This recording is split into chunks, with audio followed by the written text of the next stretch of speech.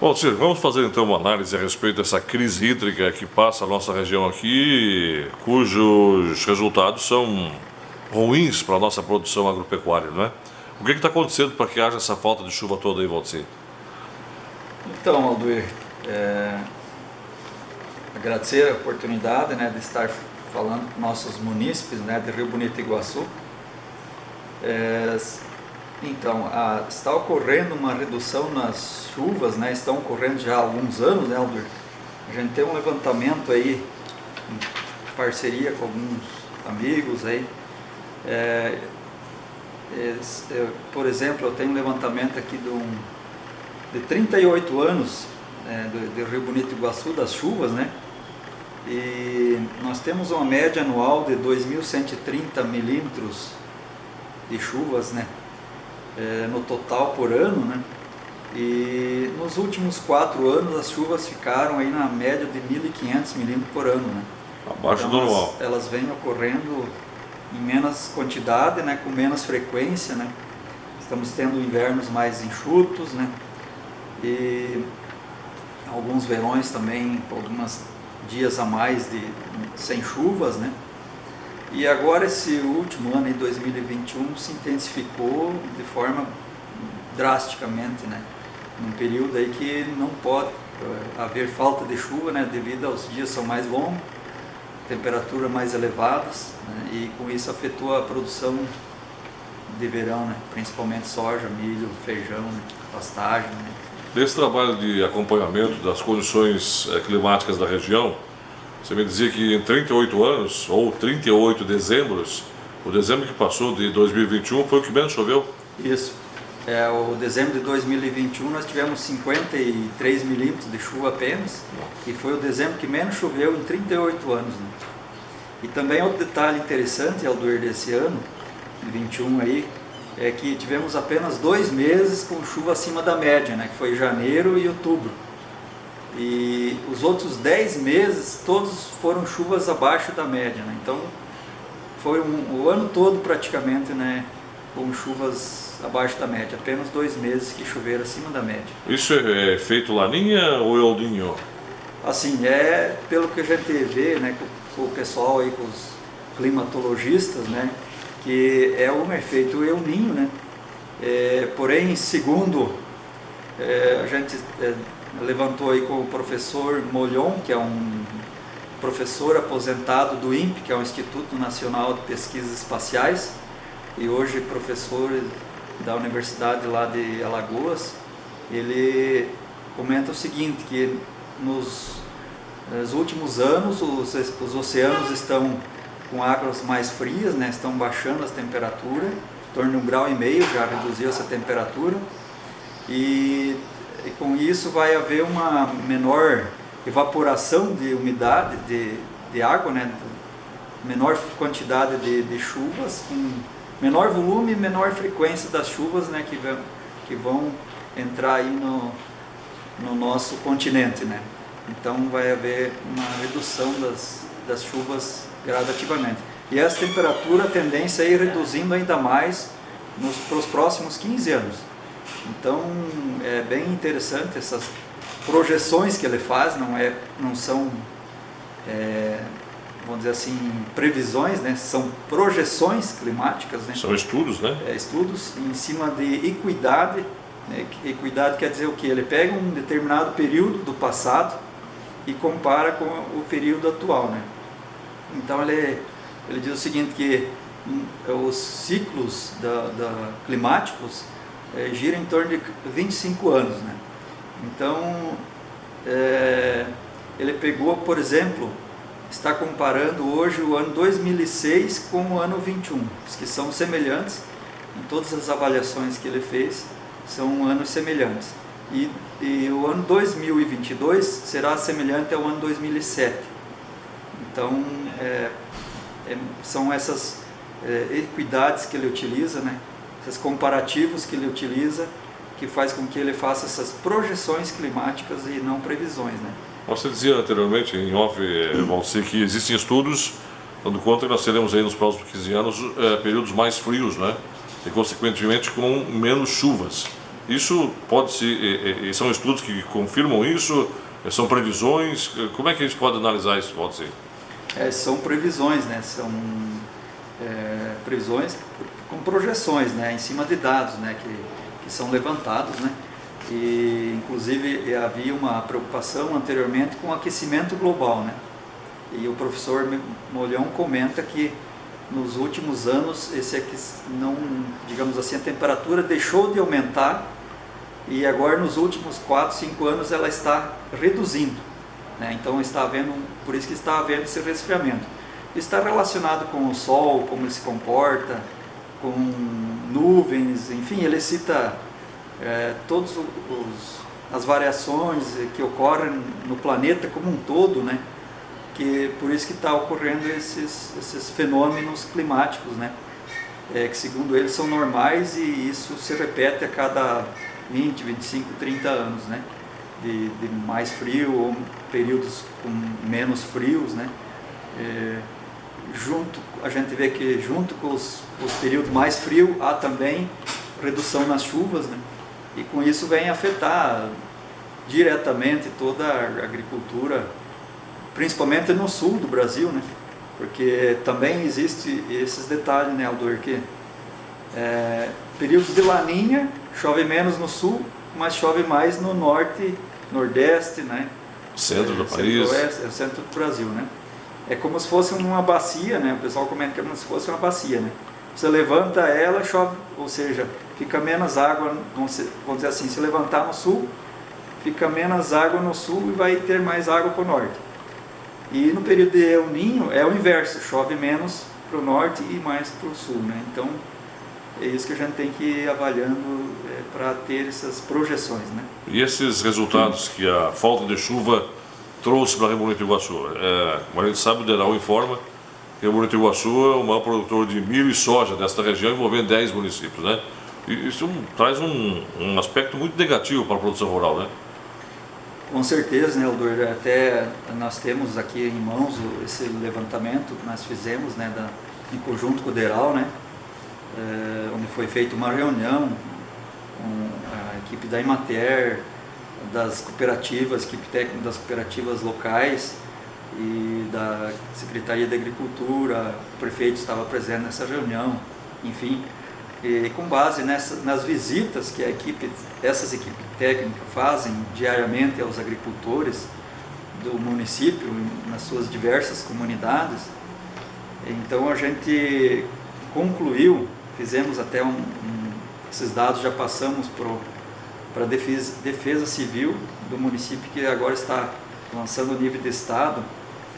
As previsões são de uma redução de 45% na produtividade da soja, né, a nível de município, e do milho, uma previsão de redução de 60% na produção, do feijão 40% e redução na produtividade das pastagens também em 30%, que vai resultar uma estimativa de redução de 20% na produção de leite. Então, somando toda essa produção que vai se deixar de ter no município, né? O município vai deixar de produzir, vai equivaler a uma receita bruta de 193 milhões de reais que vai deixar de circular aqui no município, na região. Isso só do município de Rio Bonito do Iguaçu, né? Isso equivale, se nós dividir por mês, a 16 milhões de reais por mês que vai, vamos dizer assim, o município de Rio Bonito do Iguaçu vai deixar de produzir. Muito bem. E tudo isso que a gente está colocando aqui agora, essa questão da quebra da safra da soja, da safra do milho, do feijão, em função da falta de chuvas, né? E a expectativa que você colocava é de que esse fenômeno deve se acentuar ou trazer mais problemas no decorrer do período. Como enfrentá-lo? Como fazer para enfrentar essa questão da falta de água nas propriedades? Vai produzir leite, se não tiver água, tem problemas sérios, né? Sim. Os animais beberem para a limpeza de equipamentos. Vai fazer produção de soja, milho, enfim, plantio de soja e milho, feijão. A expectativa sempre é de boas chuvas para que a cultura se desenvolva. Mas já que a gente está numa época de vacas magras, né, na falta de chuvas principalmente, como é que a gente pode fazer para orientar os produtores rurais para fazer frente a isso, Valdir? Bom, assim eu levantei algumas sugestões aqui que eu quero passar para os produtores rurais do Rio Bonito do Iguaçu na questão de produção de grãos, né? Depois a gente pode até comentar mais alguns detalhes na questão aí de proteção das fontes, das nascentes, que é importantíssimo, né? Margens de rios, de sangas, né? Que isso aí nós todos temos que preservar, né? Que é fundamental para manter a quantidade de água, né? A produção, né? Das nascentes, né? São 5 itens que eu estou sugerindo aí para os nossos agricultores, para que eles adotem a partir de agora para amenizar as perdas, né? Já que existe essa projeção dessa El Niña, por exemplo, vamos dizer assim, continuar até setembro deste ano, né? Então vamos ter chuva, sim, mas é um pouco abaixo da média, né? E pode voltar a ocorrer alguns períodos de estiagem ainda nos próximos meses, né? E talvez um período menor do que já ocorreu agora nos últimos dias, né? Nós estamos há 40 dias com uma estiagem forte, né, Alduir, que é importante, não comentei ainda, mas é importante ressaltar, né? As últimas chuvas ocorreram dia 26 de novembro, né, e depois somente dia 29 e 30 de dezembro. Então foram 33, 34 dias sem chuvas no município. Algumas comunidades até ficaram mais dias sem chuva ainda. E assim, essas últimas chuvas que eu citei, ocorreram de forma mal distribuídas, né? Tem comunidades que tiveram 15 milímetros de chuva, outras 20, algumas 30. Algumas comunidades tiveram acima de 60 milímetros de chuva. Aí sim, já são chuvas boas, né? Que já estão ajudando a recuperar um pouco as lavouras, né? Inclusive a nossa reserva que estava queimando, né? Apagou, né? Devido essa chuva que aconteceu boa, né? Também pegou a reserva ali, então ajudou a apagar o incêndio, né? E nós aqui vamos dizer assim, em volta do município de Rio Bonito, que eu, vamos dizer assim, acompanha as chuvas, tivemos 42 milímetros e hoje é dia 6, né, de janeiro, ainda não choveu. Então não tivemos chuva ainda esse ano, né? Estamos sem chuva esse ano. Mas falando então das sugestões para os produtores adotarem aí, né? Um deles que a gente vê que é importantíssimo é o escalonamento e plantio. Você não plantar toda a lavoura em um único período, única semana, né? Pode ser feito em diversas semanas, né?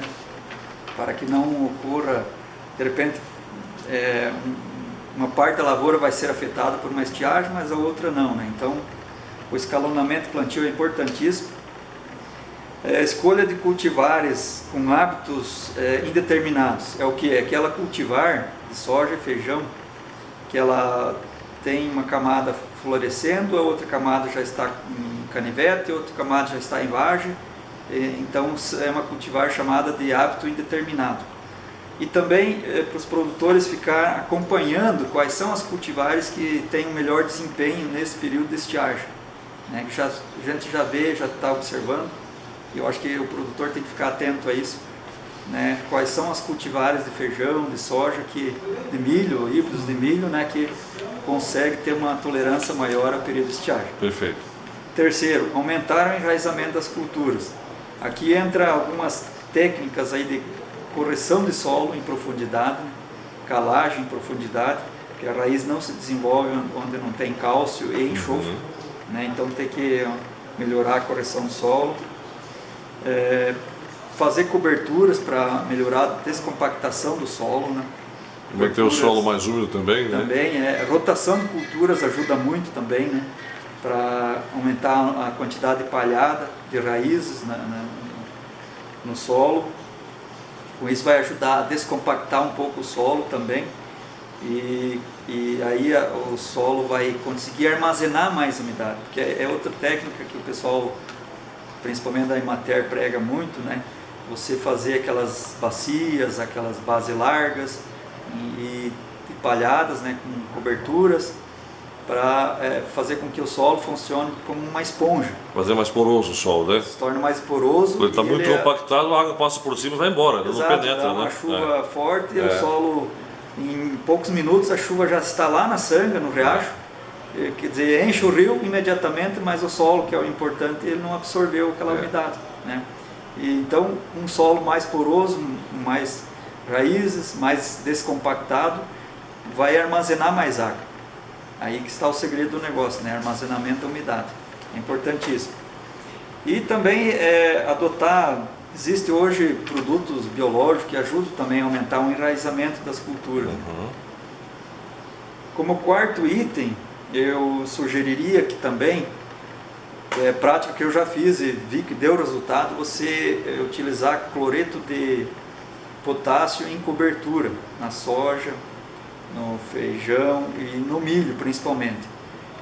O que o potássio faz na cultura? Ele faz com que os poros das folhas controle melhor a evaporação da umidade, ou seja, a planta vai reduzir as perdas de umidade para a atmosfera.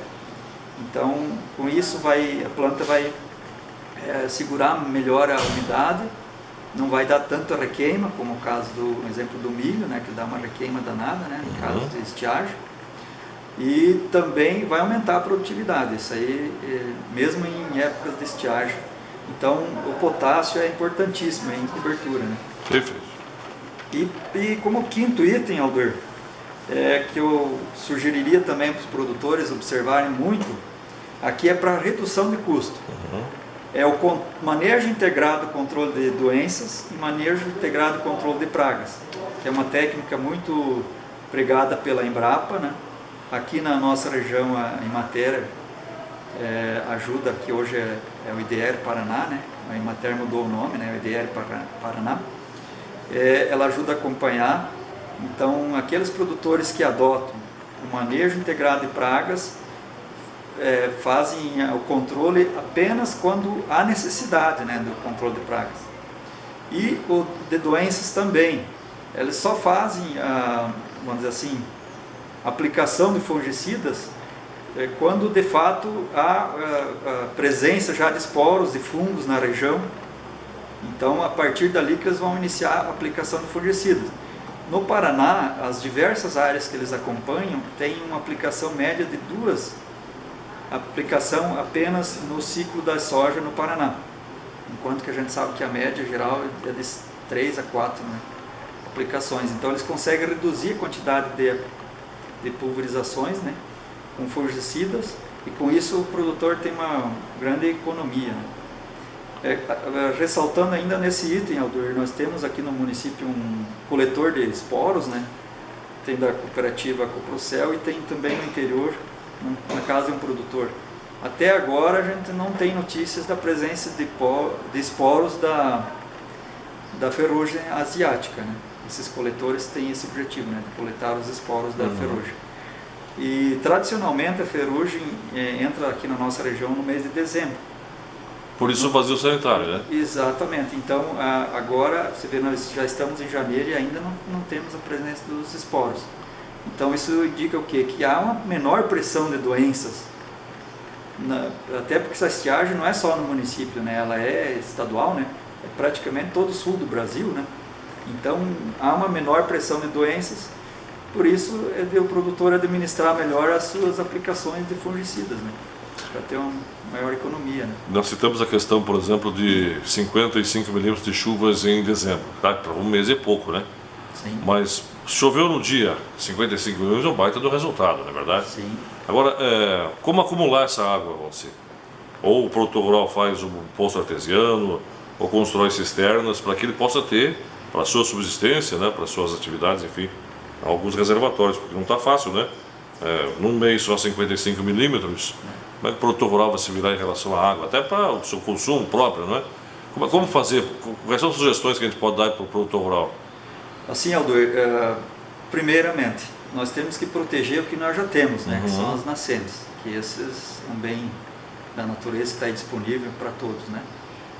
Então, assim, nós temos, inclusive a Secretaria da Agricultura do município tem um programa de proteção de fontes, com o apoio da antiga Tractebel, que agora é a Engel.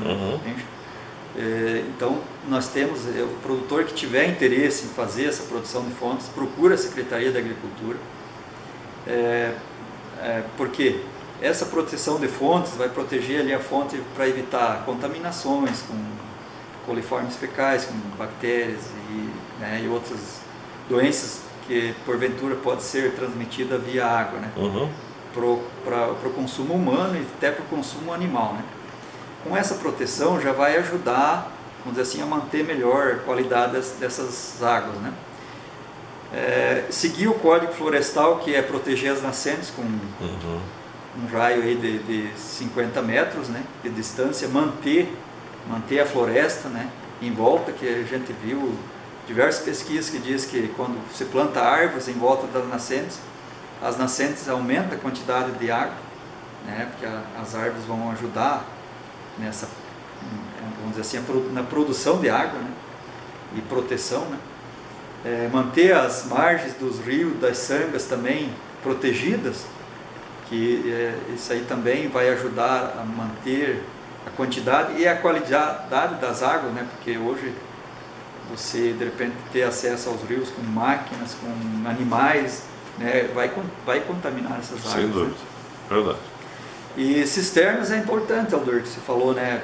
Hoje pode ser construído nas propriedades, tem nas casas, nos barracões, calhas, né, que para armazenar essas águas, né, pelo menos para o consumo animal ou até limpeza, né, da propriedade, né, das casas, enfim. E claro que construção de poço artesiano, isso aí já é um custo oneroso, né, que nem todos têm acesso. Tem um processo burocrático também, não é? Também, né, mas é um custo, né. Enfim, aí o produtor tem que ir administrando se ele tem condições de construção de um poço artesiano ou não. Mas o principal que eu vejo é aquilo que eu comentei anteriormente, nas propriedades, né, nas áreas de mecanizado, construção de bacias, ou até em alguns casos de base larga, né, e palhada é o segredo, né, para fazer com que as chuvas caiam e tenham facilidade em serem absorvidas pelo solo, né, porque aquela água que escorre e vai para o rio, aquela água foi, né? Você não aproveitou e ninguém, nem as plantas não aproveitaram. Então, acho que nós transformar o nosso solo numa, vamos dizer assim, uma forma esponjosa, numa esponja que vai absorver essas chuvas, é o segredo do negócio, né? Muito bem. Obrigado pelas informações, Valdir. Alduir, um abraço, estamos à disposição e, vamos dizer assim, quem produtor tiver dúvidas, quiser maiores informações, procure a Secretaria de Agricultura, que estamos à disposição. Um abraço a todos.